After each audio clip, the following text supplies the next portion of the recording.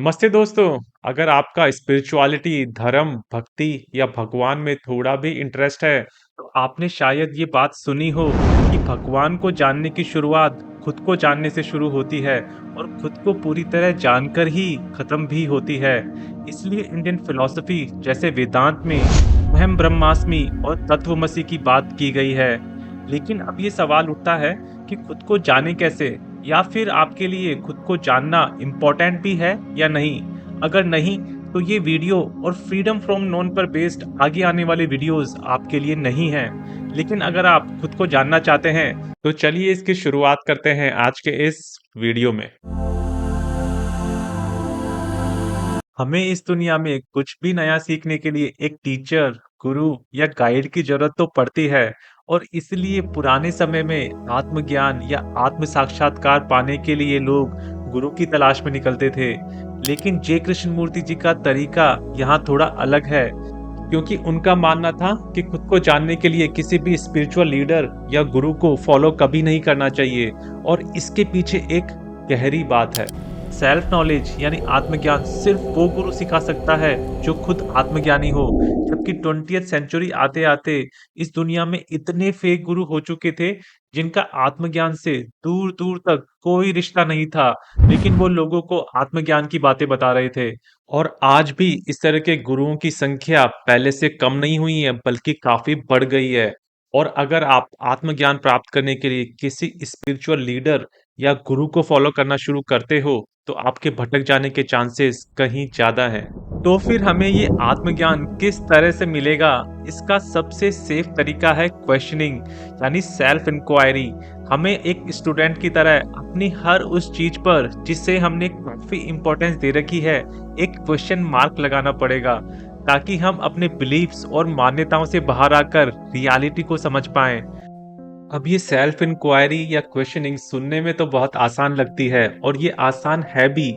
लेकिन फिर भी ज्यादातर लोग इससे दूर भागते हैं, क्योंकि जब कोई हमें बोलता है कि हमें किसी भी स्पिरिचुअल लीडर को फॉलो नहीं करना चाहिए, या फिर अपने विश्वास और मान्यताओं को इतना पकड़ कर नहीं रखना चाहिए, तो हमें लगने लगता है जैसे हमारे ऊपर कोई अटैक कर रहा है। क्योंकि यहाँ सीधा हमें क्वेश्चन किया जा रहा है, और हमारे माइंड या ईगो को लगता है कि अगर ये बिलीफ या कोई गुरु जिसे हम फॉलो करते हैं कुछ छोड़ दिया, तो हमारे पास बचेगा क्या? क्योंकि हम यहाँ माइंड को खाली करने की बात कर रहे हैं, जबकि माइंड की एक बेसिक नेचर है चीजों को कड़ कर रखना।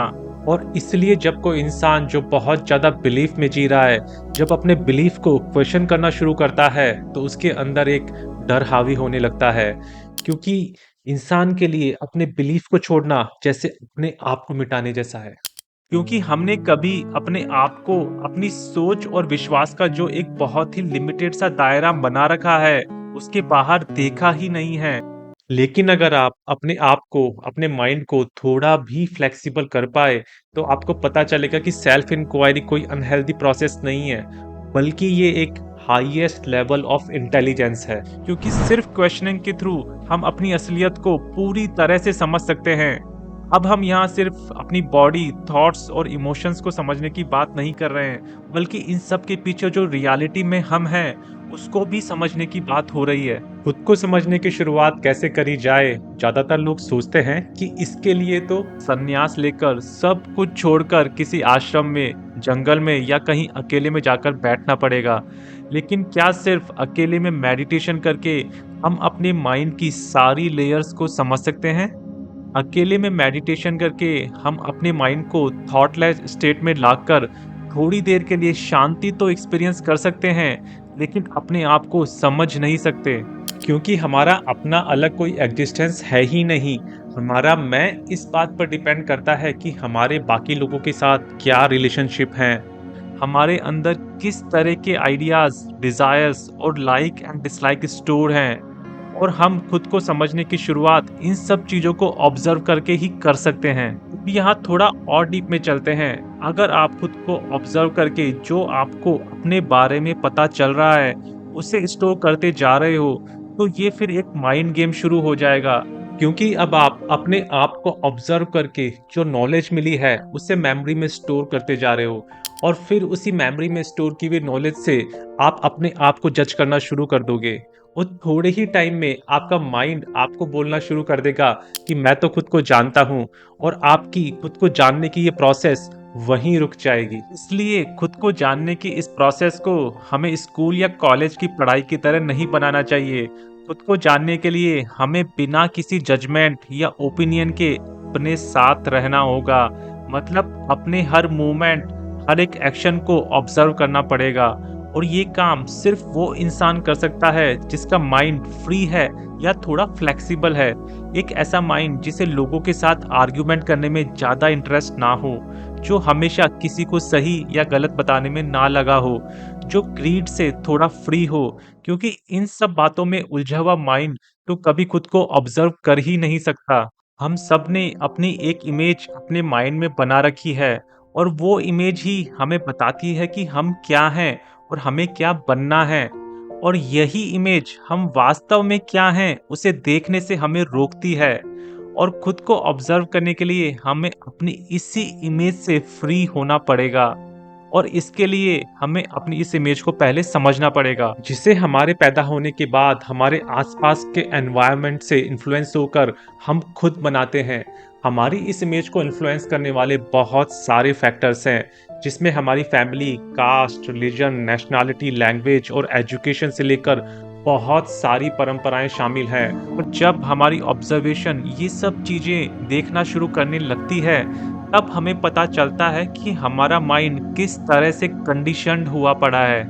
जैसा कि अभी हमने बात की थी, कंडीशनिंग को हम इस तरह से समझ सकते हैं कि बचपन से बहुत सारी चीज़ों से इन्फ्लुएंस होकर हमारा माइंड अलग-अलग तरह के पैटर्न स्टोर कर लेता है, और हमारे सारे एक्शन जो हमें लगता है कि हम खुद लेते हैं, इन्हीं पैटर्न से निकल कर आते हैं।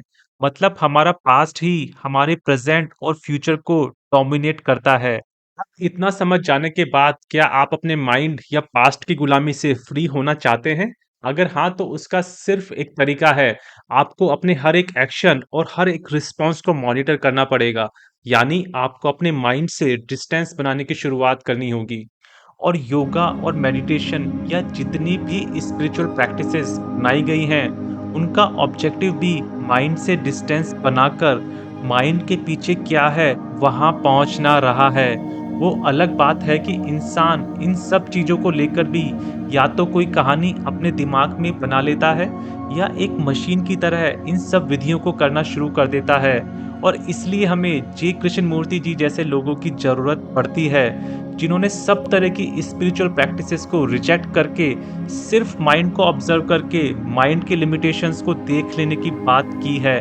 और जब हम माइंड के लिमिटेशंस को देख लेते हैं, मतलब हमें पता चलना शुरू हो जाता है कि हमारे विश्वास हमारे अंदर बचपन से लेकर अब तक कहाँ से, किन रीजंस की वजह से और किस तरह आकर स्टोर हुए हैं। क्या हमारी विश्वास या सोच किसी फैक्ट या रियलिटी पर बेस्ड है, या फिर सिर्फ सुनी सुनाई बातों पर टिकी हुई है? जब हमारी अंडरस्टैंडिंग यहाँ तक पहुँच जाती है, तो अब माइंड हमारे ऊपर पूरी तरह से हावी नहीं हो सकता है। लेकिन अब ऐसा नहीं है कि हम हमारी कंडीशनिंग से पूरी तरह से फ्री हो चुके हैं, लेकिन अब हमारे पास एक चॉइस आ जाती है, और हम हमारे एक्शंस और रिस्पॉन्सेस को काफ़ी हद तक कंट्रोल में ला सकते हैं। और ये तो सिर्फ शुरुआत है, ना केवल खुद को जानने की, बल्कि माइंड के पीछे क्या है उस तक पहुंचने की, जिसकी बात हम अगले वीडियो में करेंगे। अगर आपको आज का ये वीडियो अच्छा लगा, तो भगवान को जानने के बारे में बना ये वीडियो आप यहाँ क्लिक करके देख सकते हैं। नमस्कार।